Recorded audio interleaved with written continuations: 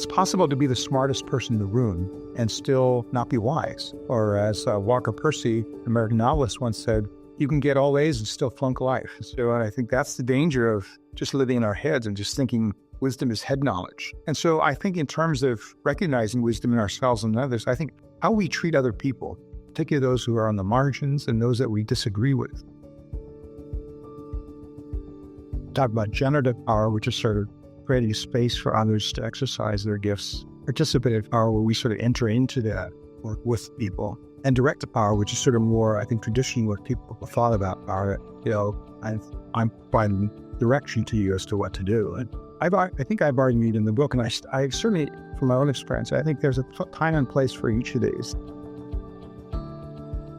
Welcome to the UpWords Podcast, where we discuss the intersection of Christian faith in the academy, church, and marketplace. Our host, John Terrill, Executive Director of the S.L. Brown Foundation, welcomes Dr. Uli Chi to the podcast. This conversation with Dr. Uli Chi explores themes of wisdom in leadership, personal experiences of wisdom and unwisdom, and the motivation behind Uli's book, The Wise Leader. Uli shares personal anecdotes that illustrate the importance of listening and humility in leadership and the need to recover genuine Christian wisdom in contemporary society. Dr. Uli Chi is known for his innovative approach to leadership in business, nonprofits, the Theological Academy, and the local church. An award-winning tech entrepreneur, he is an in-demand business consultant with many influential leadership positions. We hope you enjoy this episode of the UpWords Podcast. It's my pleasure to introduce Dr. Uli Chi. He has navigated for-profit businesses, nonprofit organizations, the Theological Academy, and the local church. And I think this is one of the things that makes him so special as a leader. As a computer scientist and award-winning technological entrepreneur, he founded a software company, Chi LLC, that developed 3D virtual reality software, revolutionizing decision-making for consumers and businesses. And I'm sure he'll tell you a little bit more about that. Maybe it'll come up in a question, what that business was. And he has stories from that season of his life as well that are captured well in the book. Currently, Uli holds key leadership positions in several prominent institutions. He's on the board chair of the Virginia Mason Franciscan Health System in the Pacific Northwest. He serves on advisory boards for the Benaroya Research Institute and the Virginia Mason Institute, both in Seattle. He serves as the vice chair at the Max de Pree Center for Leadership at Fuller Seminary in Pasadena. Previously, he chaired the Board of Governors at Regent College in Vancouver, Canada. And just last year, I guess in 2023, he was recognized as a Puget Sound Business Journal's Director of the Year. Uli's passion for leadership extends beyond his professional roles. He actively shares his insights and knowledge through writing, teaching, mentoring, even poetry. So he is someone who invests deeply in many, many relationships, both in the written word and face-to-face, through deep friendships and conversations over many years. He regularly teaches at Regent College and Fuller Theological Seminary. He's a senior fellow at the Pree Center for Leadership and a fellow at the Center for Faithful Business at Seattle Pacific University. That's where I got to know he was the chair of the advisory council when I was the director of what was then the Center for Integrity in Business. And I learned so much from Uli and learned how to always approach business decisions with integrity, even the hard conversations that we need to have. And Uli was just a master mentor to me during those years. His book, The Wise Leader, was published by Erdman's just last year in 2024. This is an excellent book. I can't recommend this enough. You're going to hear lots of stories from this today, but I encourage you to go out and buy that. Uli's married to Gail. They've been a part of a local Presbyterian church for 50 years. I mean, that's pretty incredible. I've been to that church. It's a beautiful church. And I'm sure it's not a perfect church, Uli. The fact that you have been there for 50 years and been invested is really amazing. And so thank you for that kind of commitment, living that commitment. Gail and Uli live in Normandy Park, Washington. They have 2 adult children and 6 grandchildren. So Uli, I am so delighted to welcome you to this conversation. Thanks, John. What a treat to be with you all, and looking forward to it. It's a lot. So thank you very much for that very kind introduction. Well, you've been a master mentor and I really mean that. I'm so grateful for you. I know you're open and willing to share about kind of your personal successes and the things that you haven't done so well. And this is a book about being wise. It's also a book about humility and maybe in some ways it's countercultural because I think a lot of the images of leadership these days are confused at best. I want to just dive in and kind of go right at it from the beginning and ask you if you'd be willing to share an experience from your life on two sides. One where you demonstrated a lot of wisdom. And then I wonder if you'd be willing to share a personal experience where you lacked wisdom.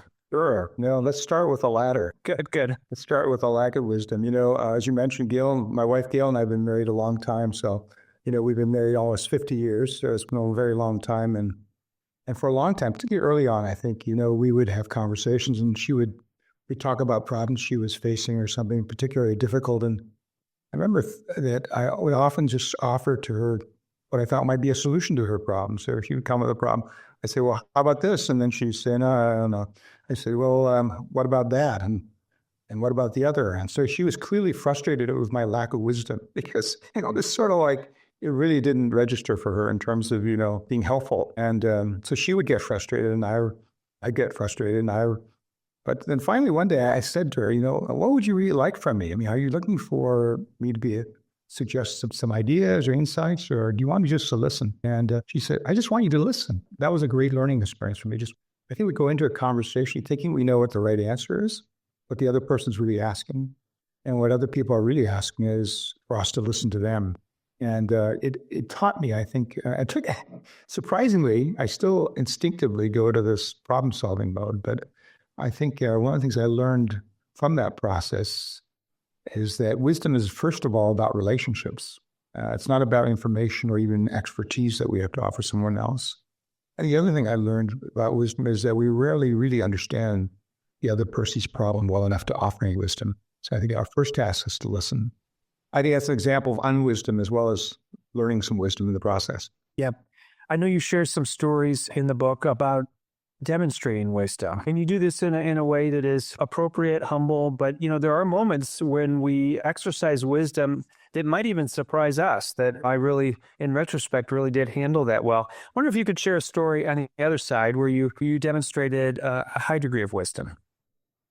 Yeah, I think, and maybe it was a little surprising. I think when I was at one point in our business, I actually started my business with a partner, a Jewish partner, and he was older than I was. He was more experienced. He had more years under his belt than I did, and he was more senior in some ways than I was. And even though we wanted to start the business together, I thought, we would just be equal partners. But he really felt strongly that that we should, somebody needed to have the decisive vote. I wanted 50-50, and he sort of wanted 51-49, sort of the structure. Somebody would break the tie, right, if there's a problem.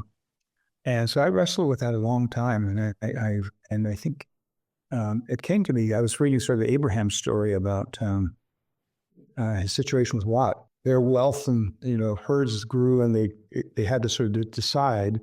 The herds were competing for grazing space, I guess.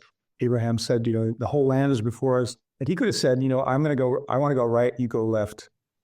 But he said to Lot, he said, if you want to go left, I'll go right. If you want to go right, I'll go left. So he gave the choice to someone who was, in a certain sense, he didn't have to. And so I took that, it sort of spoke to me in that situation. I finally said to him, okay, if you really want that, that's fine. And so we left it for a bit. And so, but what's interesting, 6 months later, he came back to me and said, I really think we should reset this to 50-50. As a business person, you sort of view your business as you being your baby, right? So instead of it being a 51-49 thing, there was a chance to do it equally. And I think that was a very wise decision rather than fight about or not. I mean, it could have broken our partnership up actually, and we were missed out on this whole opportunity. Yeah, that's great. Okay, so that's two stories from your life. One of those stories, I think, maybe you tell both of them in the book. I know you tell the second story in the book. You're a student of leadership. I think you're always observing. For those who don't know Uli, he writes. He's a poet. You love the visual arts, music. I mean, you're somebody who reads and has wide experiences and really engages cultures in all the best ways. So you're a student of leadership. You've observed things. Why did you decide to write this book? Why did this book need to be written? And who were you writing it for? I've asked that question a lot, and I think there are probably multiple answers. And somebody once said, I wrote the book because I needed to read it. And there's a certain sense in which this was a product of and somebody asked, how long did it take you to write it? And I said, 7 years. This is not it took me a year to literally write it, but it's sort of the whole life's trying to reflect on my whole life's experience. But I think the thing that drove me to it is that I think I've noticed that in the 21st century in particular, I think we have sort of lost our appreciation for what genuine Christian wisdom has to offer. I think both in the church and in the world, and for various reasons, some of which are legitimate, some of which are not so legitimate, we sort of have thrown it out. We've thrown out the baby with the bathwater. And one of the metaphors I use in the book is it feels to me a lot like that. It's like the stories sometimes you hear in the press about someone discovering an ancient art piece and that's worth priceless, right? So it's like we have this Rembrandt in our attic, cultural attic, that's priceless, that we sort of treated as being worthless. I think probably my motivation for the wider audience that I'm writing to is that I think Christian wisdom really has something to offer, not only to the church, to those of us who are believers, but for the sake of the world. That I think the things that the Christian wisdom offers, humility, how we use power well, all the other things I talk about, in fact, is something that's, in some sense, if I can go on a slight tangent here, I currently am chair of a health system that's a combination of a Catholic system, the Franciscans, and a secular health system called Virginia Mason. And it's interesting that as we've put these systems together, that there are many things that are my secular friends on the Virginia Mason side that they deeply value, things like the dignity of all human beings, cares for the marginalized, care for the environment. Actually, down deep inside, deeply Christian values, right? It's based on Christian wisdom.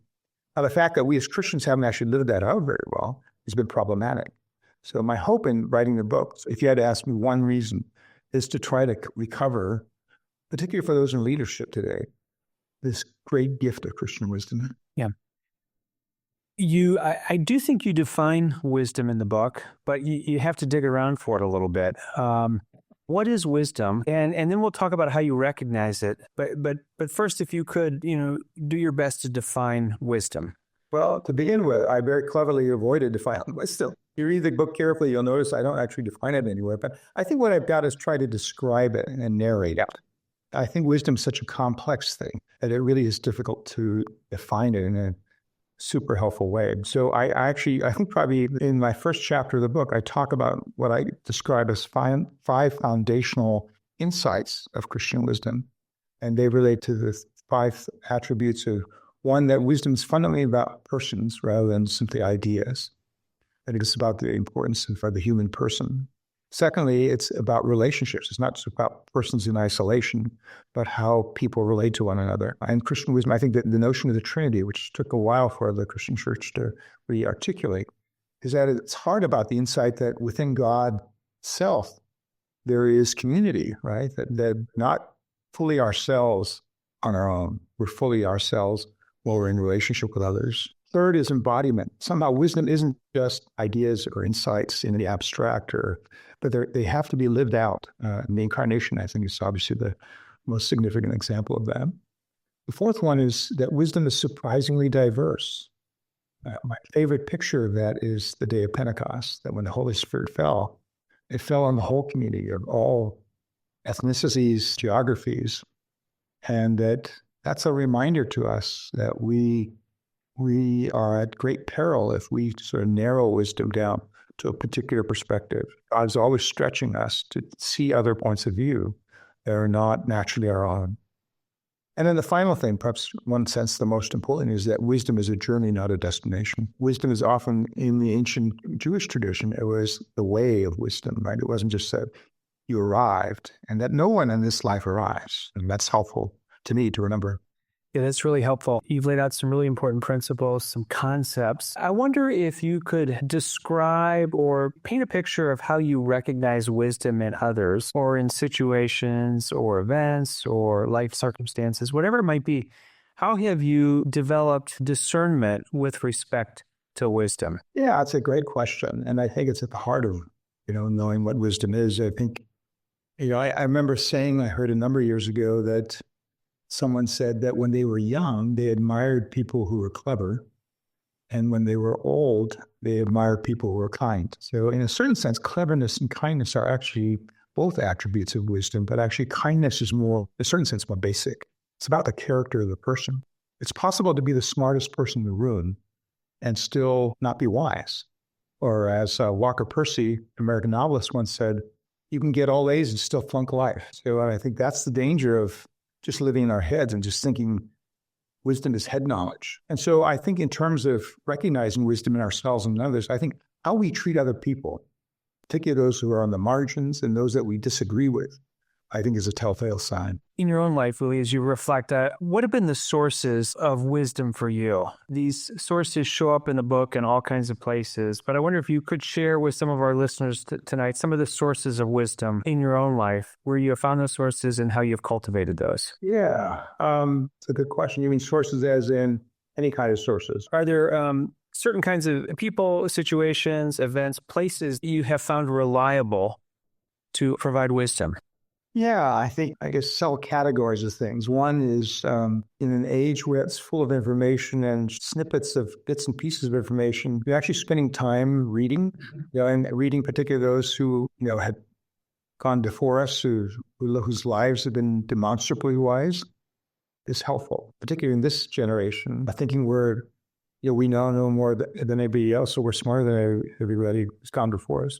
There's a lot of ancient wisdom that's really wise, and I think we actually have more ancient wisdom than I think we had modern wisdom. Not that we don't have modern wisdom, clearly there are insights that are very helpful. So I think, as Augustine once heard, tollere lege, which is Latin for take and read, right? We're all consuming information, and I think actually reading regularly, taking the time to read carefully and slowly. That's one of the reasons I appreciate poetry. I'm not naturally a poet, certainly, or am I naturally drawn to poetry necessarily. I tend to be a left brain kind of a person, so I like rational thought. But I think I've learned from poets that it's not just reading stuff, but it's reading differently. My friend Malcolm Guy talks about the poetic imagination as being a different way of reading. And so slowing down enough to read, and you can't skim poetry. You can't summarize poetry. You just have to experience poetry, right? And so I think wisdom comes slowly in that sense. That's one thing. That's one category of things, I think. And I've always admired people who can speed read, but I think, reading for wisdom takes time. It just does. And so you have to pick your spots, I think. Second thing is, I would say that intentionally cultivating a community around you who are willing to be truth tellers. And I think those of us who are in leadership can get very isolated very quickly. I had a very, very good friend, I won't name his name, given to recording this, but who's very thoughtful, well-known Christian who was highly respected by both Christians and non-Christians alike, actually. And we were chatting one day, and with tears in his eyes, he said, my life as a Christian leader is very lonely. And here's the saddest part. He said, and I know I made it that way just by my own choices. So I think I learned from him that it makes a difference, that you have to actually intentionally cultivate a community of persons who know you well enough to give you wise counsel. And I think being able to hear those who may have a slightly different point of view, Can I tell one more story? Is that okay? Yeah, please. Yeah, no. So actually, when you left the center at SPU, for what's now called Center for Faithful Business, I was approached by this SPU provost to consider taking on your role. Just had retired from my business. I stepped out of operational things, and it was very appealing because Provost was a good friend. He was clearly a senior sponsor, and I was really tempted just to say yes. But I did something a bit unusual. I said, give me 30 days. I want some time to think and pray, which that's pretty normal. I said, I decided to ask 30 of my friends that I knew in different contexts. And I sent a note to them saying, here's the opportunity. I would love to hear, you know me well enough. I mean, this new season of life, being retired, quote unquote, that I want to consider this. So people did what I asked them to do. After 30 days, I sent a note to them and said, so what do you think? And so I got 30 responses. 28 of them said, sort of what I asked my daughter as one of the respondents to pray and to give me a response. And she said, what's there to think about? This is what you've always wanted to do with your life, right? I mean, just go and do this, right? And, but two people from very different contexts said, I don't know that this is the right thing for you. And when I asked them why, they said, you've always, you clearly have the capacity to run organizations, you clearly care about faith and work and all these things. So you would naturally be able to do this, but much of the work would then be things like, program development and program execution and fundraising. But you've said you want to write a book. You said you wanted to sort of translate some of these things you've been thinking about into a book. That would never happen. And you know what? They were right. I mean, it was a great opportunity, but the minority was right. And I said, that sounds right to me. Now, either the majority nor minority are always right, but I think part of the challenge is having enough people around you who are different enough to be able to give you that kind of feedback. We wouldn't be having this conversation today if I had done the other, I don't think. Oh, that's interesting. I read that story in the book, and I'm glad you clarified, because I read that and I thought, after you broke their heart, I was their choice. I came in after Uli said no. And so... What was before you? Oh, I'm sorry, John. I probably should have done it the other way around. Oh, it's great. That story was poignant as I read it. The podcast notes for today's conversation include a link to view this episode on YouTube. Remember to follow or subscribe to stay updated with our latest episodes in your podcast app. One of the things you do so well, Uli, is you slow down. I think of high school athletes as they make the jump to college, or as college athletes make the jump to the professional ranks. There's always this conversation about how the game is fast. It's faster at the next level, and it takes a while for them to slow the game down, to not move so quickly. They have to move quickly, but that's part of the jump. But they actually have to slow their brain down so they see the game a little bit slower. And that's one of the things you do really well. I mean, you're not a mystic in board meetings. You're right there with everybody when there's important business to do. How do you slow it down? How have you learned to train your brain to do what you've just demonstrated to us? And that is to stop, reflect, connect with those around you, and seek clarity, however that might come, whether that's through prayer, that's conversation, that's deciding to pause and take time. How did you learn to slow the game down? I guess is my question. Yeah, great question. I don't have any easy or magic answers, I'm afraid. I think it's a learned thing, right? I mean, I think I wasn't very good at it always. In building a technology business, for example, in the early days, if I wasn't doing stuff, nothing was happening. You sort of develop sort of a godlike complex. If I don't do something, nothing's going to work. So I think that's why, that's for me, I think actually learning what I call in the book, the practices of finitude, finite creatures, is actually one of the most healthy ways, not only to do what you're describing, which is slowing down and being able to listen and to hear, but also to contain the toxic effects of power. I do talk about the book. I think power can be and is oftentimes toxic. I think the Lord of the Rings story, about Frodo having to carry the ring, those of you who read Lord of the Rings, is a hobbit. And even for him, only a hobbit can carry the ring. But even for the hobbit, they're affected, right? It distorts your view. And so there's a toxic element of having power and having responsibility. And so I think one of the challenges is to contain that toxicity by being able to take the time. The three things I mentioned in the book, the disciplines that have been the most helpful for me all start with the letter S. The first is sleep, which is kind of, I don't know if anybody really thinks of sleep as a discipline, but it actually is. Actually, it's surprising how we keep pushing ourselves, right? Because we think, we got to get this done, and it's not always a clear line, right? And I pulled all-nighters when I was younger, right? And I can't do it anymore. I'm old. But the reality is there is a line that we have to watch, because I think one of the things I learned about sleep is that when you do it as a conscious, intentional act of faithfulness, it's saying, when I go to sleep, I'm acknowledging the fact that God is God and I'm not, that I can't do everything that's necessary, that God alone is capable of doing that. And every night I get to say, okay, I've tried to be faithful, but here it is. This is yours.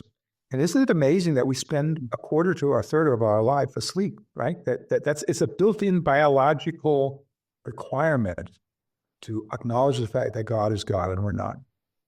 So sleep, I think, is the first thing. And I have to admit, early on, my favorite time, don't do this anymore, but my favorite time early on when I had a young family was the hours between 10 at night and 2 in the morning. You know why? This is before the days of, smartphones and stuff, but it was a time after my kids went to bed, Gail went to bed, no one was calling me. I had 4 hours to do the work I had to do, right? Undisturbed. Perhaps there was aspects of it that I should have done, but the reality is I kept pushing the boundaries. And I think by doing that, the danger for me was it became more and more about the fact that I had to do this and that this wasn't actually an act of faith and faithfulness on my part. So Sabbath is the second one, which is, I suspect many of you have read a lot about that. And Sabbath, I think, is still a practice. This may sound really odd in my retirement. I still work at my Sabbath, particularly related to technology Sabbaths, right? So it's simply letting go, not checking my phone or whatever on one day a week is not so easy still for me. The other is silence, which is interesting. I am naturally more extroverted than my wife, Gail. And so I think I've found that being able to space for silence is not something I naturally do. And, if I'm really honest with you, John, I think I told Gail this, that, early on I thought of her introversion. I would never have said this out loud. I wouldn't have dared, even to myself, I don't think. I sort of viewed it as a character flaw. And you should be more extroverted. You should be more outgoing. You should be relating to all these people like I do, right?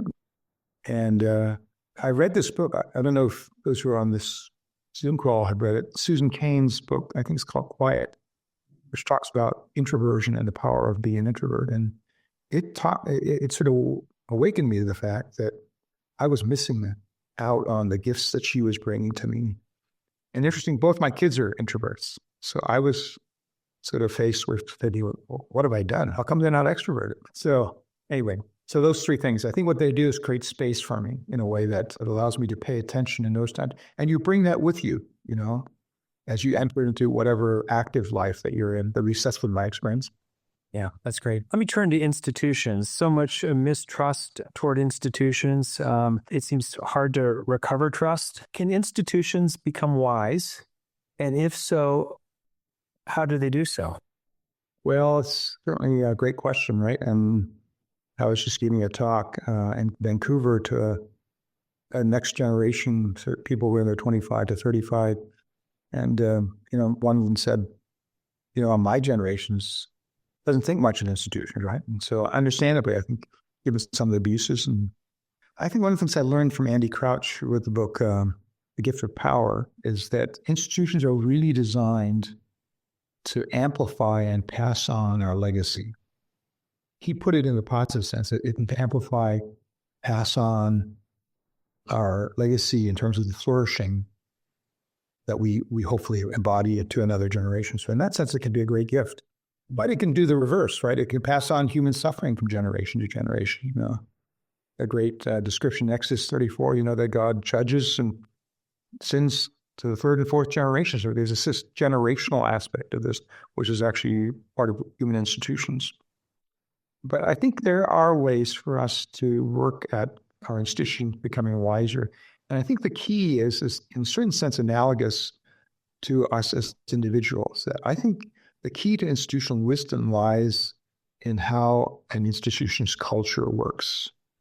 I've said elsewhere that culture is to institutions what character is to individuals. And culture, like character, then, is central to wisdom. So paying attention to the formation of institutional culture is one of the challenges of leadership. I've tried to spend a lot of time working at making sure the institutions I'm a part of work at creating genuinely human context where people can flourish and work towards mutual flourishing. One of the things, when I was asked to take on this board chair of this combined new health system that I was describing earlier, and in that process, I called a good friend of mine, Chris Lowney, who is a Catholic and wrote a great book on Jesuit leadership.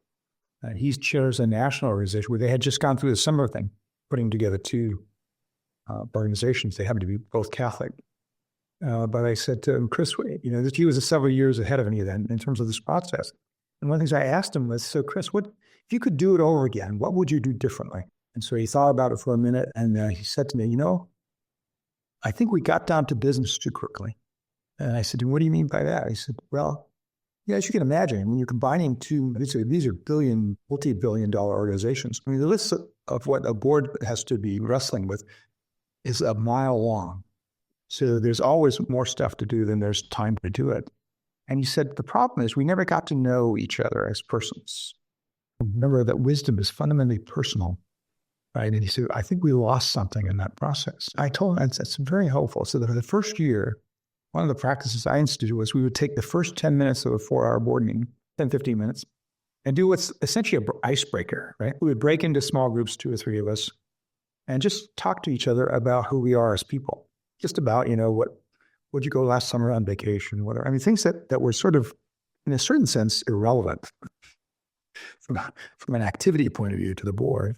But what was fascinating was how helpful that was to the board members and the senior leadership. To everyone said, this is really helpful. Is we actually got to know the other people as persons rather than simply as functions. So I think that's a great example where the kind of culture you create as an institution is essential to being wise. And if we're going to build wiser institutions, we got to pay attention to the culture and figure out ways to make it more human.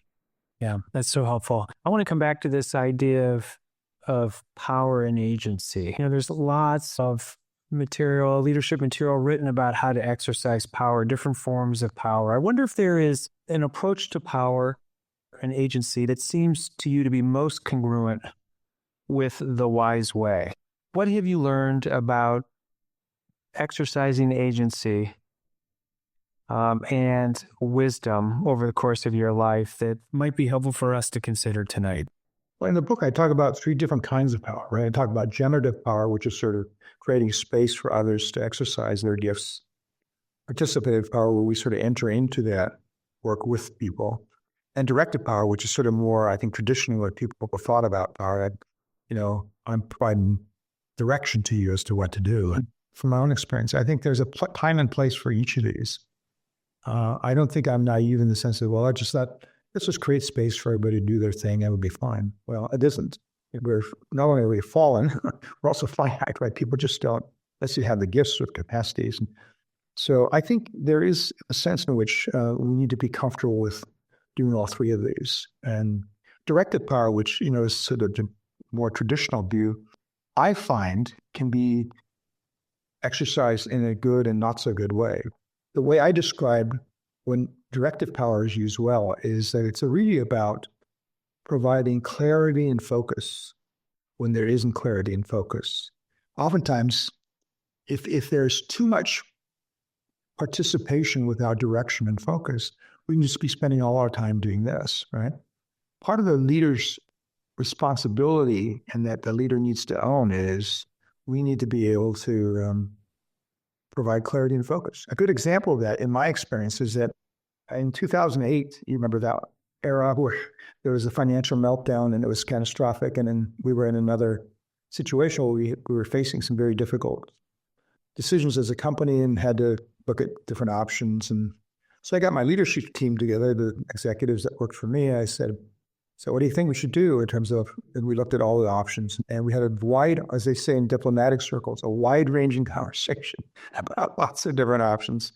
And lots of folks, there were more ideas than there were people in the room, right? And there were lots of advocacy for different things. And for a while, this was a couple hour conversation or so.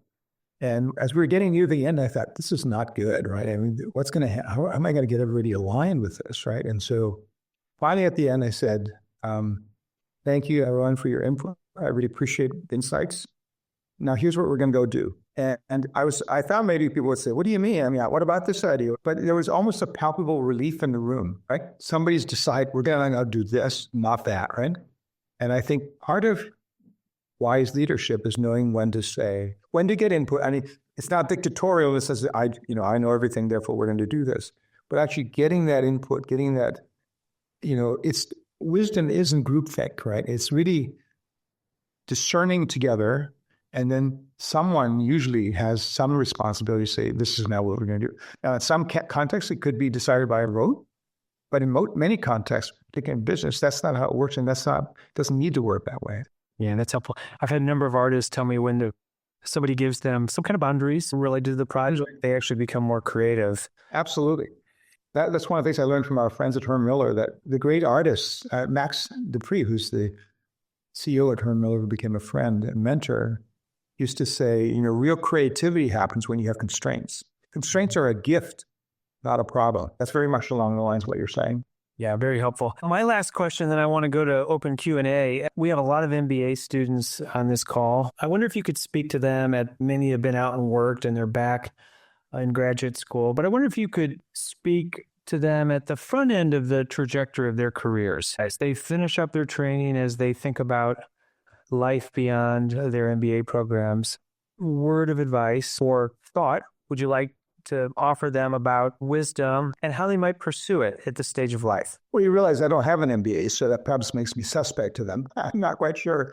But no, as someone who's obviously spent their life in business and hopefully has learned some things along the way, I guess I thought of 2 or 3 things. And thanks for giving me some time to think about that ahead of time. So that's actually, I'm not sure I would have known exactly what to say. I think the first thing I would say is in business, my experience is that it's important to take a relational rather than a transactional view of business. I think it's really easy to let business become a series of transactions, basically. That's what all that matters.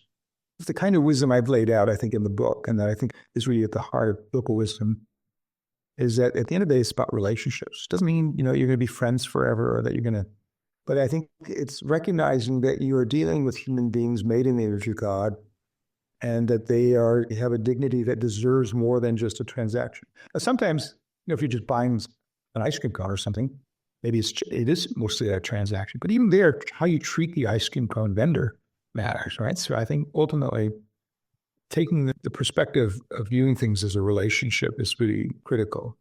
And I think fundamentally related to that is that we do our work for the mutual benefit rather than benefiting only ourselves, whether it's ourselves individually or as an organization. I know that's complex and ambiguous. I've spent a lot of time wrestling with what Max used to call covenant relationships, right, in business, and it's not easy, right? There are lots of situations where someone wins, the other person loses, right? How do you deal with it? I've talked a little bit in the book about that, and even we can lose well, actually. I think we can, in that sense, it's better to lose well than to win badly. So taking a relational rather than a transactional view. The second thing, which is sort of related, is that I think, we should focus on not only on greatness, but on goodness, right? That I think sometimes we want to be great in the sense that we're successful or, achieving things. And don't understand me. I don't think ambition in that sense, in the sense of wanting to do great things for the sake of everyone is a bad thing. But how we do that, which is what goodness is about, is as important, if not even more important. There are 2 great words about God is that he is both great and good. He's not just great, but he's good. So I think if we're to live as image bearers of God, that we're trying, and business is a wonderful space in which to create things for the sake of a wider world. I have a whole chapter on formation through suffering. I think there's a price to be paid for being good.